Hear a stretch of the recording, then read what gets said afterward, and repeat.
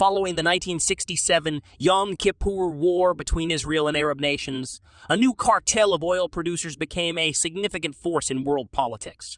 The organization cut off oil supplies to the Western countries that had backed Israel of Arab nations that export petroleum. Saudi Arabia and the United Arab Emirates are included in this as well. In actuality, it was the biggest global oil deficit ever. Saudi Arabia, OPEC, and OPEC recently announced even further limits on oil output, shocking the whole globe. And that's what we'll be discussing in this video. OPEC, an oil cartel chaired by Saudi Arabia, declared in early October that it will cut daily oil output by 2 million barrels. Only 1 month before the midterm elections, this action would cause the price of oil to rise.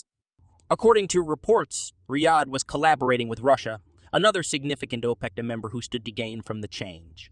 Moreover, according to Senate Majority Leader Chuck Schumer, Saudi Arabia is to blame for what it did in supporting Putin's dreadful war. Additionally, he declared that the barbaric attack on Ukraine by Russia will live in infamy in the United States. Saudi Arabia, however, pushed harder for a decrease in oil production than Vladimir Putin of Russia. The Russians were surprised by this, according to 2 Saudi insiders who were present for the conversations. And this shows that Riyadh has deeper motivations than many well-known Democrats are ready to acknowledge.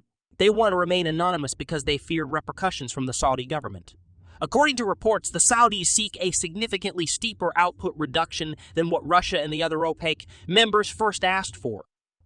On September 27, Reuters reported that Russia favored a reduction of 1 million barrels per day, which was just half of the amount ultimately decided. Then, on October 5th, OPEC 10 announced that it would cut its daily output by 2 million barrels. John Kirby, spokesman for the White House National Security Council, asserted on October 14 that certain OPEC nations had doubts about the reduction, but caved under Saudi Arabian pressure. He would not, however, specify which nation. But according to sources, OPEC members Kuwait, Iraq, Bahrain, and even the United Arab Emirates, a close ally of Saudi Arabia, have subtly resisted the decline. These countries reportedly feared that output reductions may lead to a recession which would reduce the demand for oil. The sources claim that Saudi Arabia, a supposed ally, pushed for even more drastic cuts than Russia, a rival of the U.S., believed they could get away with. Many people in Washington, D.C. think that Vladimir Putin is secretly supported by Saudi Crown Prince Mohammed bin Salman. The source went on to say, but I think Mies is even more Putinian than Putin, who was a Saudi close to the royal family. The nation's de facto leader is Saudi Arabia's Crown Prince Mohammed bin Salman. The Saudi administration has stated that the decision was taken entirely for economic considerations. Furthermore, many Democrats, including some in the White House, have asserted that Saudi Arabia is attempting to improve its relationship with Russia, despite the Saudi Foreign Ministry's best efforts at spin and misdirection, as Kirby put it. The facts are apparent. Additionally, he said that OPEC members were aware that reducing oil production during Russia's invasion of Ukraine would increase Russian revenues and lessen the consequences of sanctions against Russia. These days, a lot of well-known Democrats concur with this statement. Analysts assert that the Democratic Party is the target of the cut, an allegation that Democratic officials have been reluctant to make in public. Why then did the Saudi authorities reduce output in spite of contradictory advice from the U.S.? Abraham covenants, the need for direct American involvement in the region will be lessened by the formalization of connections between the United Arab Emirates and Israel in strategic cooperation with Saudi Arabia. In addition, the role of the United States as a mediator and facilitator for the 3 countries' combined efforts to confront Iran is becoming less significant. Russia and China have also initiated talks about trade and security with Saudi Arabia and the United Arab Emirates. The Abraham Accords also show how the United States may profit or lose from a strategy's success. The United States would benefit from having fewer soldiers and resources deployed to the Middle East.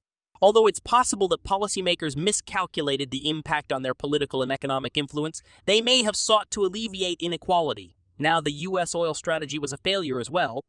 And according to analysts, if the United States wants to avoid being at the mercy of decisions made by OPEC on oil pricing, it should better manage its own oil production.